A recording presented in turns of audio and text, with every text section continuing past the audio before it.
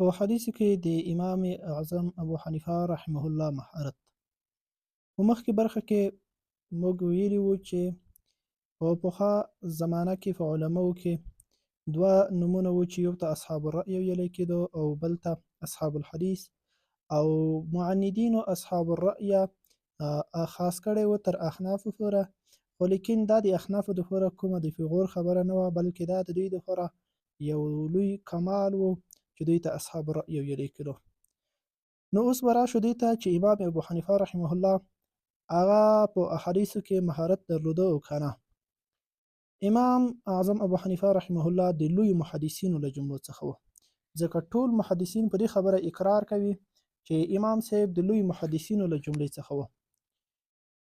نو د دې نه مخکې به یوه خبره د مقدمې په شکل ذکر کو چې امام ابو حنیفه رحمه الله په کومه منطقه، یعنی په کوم ځای کې اوسېدو، نو دا چې په هغه ځای کې آیا د علم څه و که نه چې ده هلته زده کړي وی، نو د دې نه هم دا معلومیږي چې امام صاحب آیا علم زده کړی وي او که نه، نو هغه د ده د ځای په اړه به یو څه ووایو.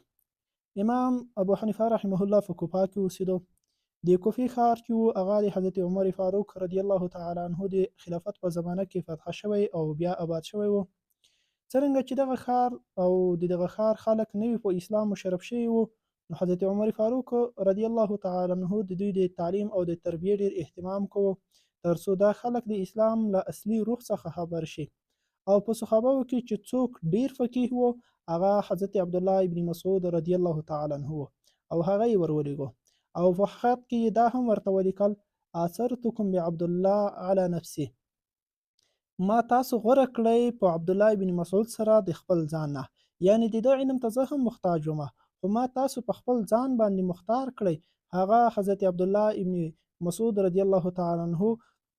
مې تاسو ته درولېږو چې د ده په مناقبو کې حضرت حذیفه ابن یمان رضی الله تعالی عنه فرمایي: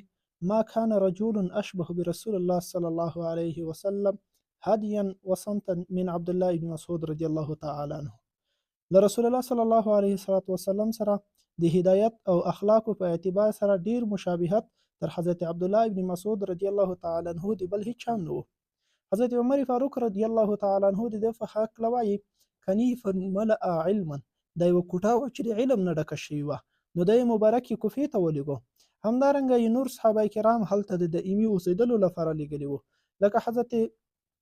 سعد بن ابي وقاص رضی الله تعالی عنه، حضرت ابو موسی اشعری، حضرت حذیفه ابن یمان، حضرت سلیمان فرسی، حضرت عمار ابن یاسر، حضرت عبدالله ابن ابي اوفا او حضرت عبدالله ابن حارث رضوان الله تعالی علیهم اجمعین، چې دوی په احادیثو کې لوی پوهه او لوی علمیت درلوده. امام عجلی رحمه الله د هغو صحابو شمیر کوم چې دائما په کوفه کې اوسېدل 1500 ښودلی دی. حضرت عبدالله ابن مسعود رضی الله تعالی عنه د اهل کوفه په تربیه کې دومره زیات کوشش وکړ چې 4 یې داسې محدثین مدرسین علما جوړ کړل چې شپه او ورځ به د حدیثو په تدریس بوخت وو، او دا مجموعه او د ټولو مجموعه شاګردانو شمیر یې 400 ته رسېدلی و. کله چې حضرت علی رضی الله تعالی عنه د خلافت زمانه شوه، نو کوفه یې خپله دارالخلافه وټاکله. حضرت علی رضی الله تعالی عنه چې د کوفې د خلکو علمي رنګ او شوق ولیدو، نو حضرت عبدالله ابن مسعود رضی الله تعالی عنه ته یې دعا شروع کړې او وی ویل: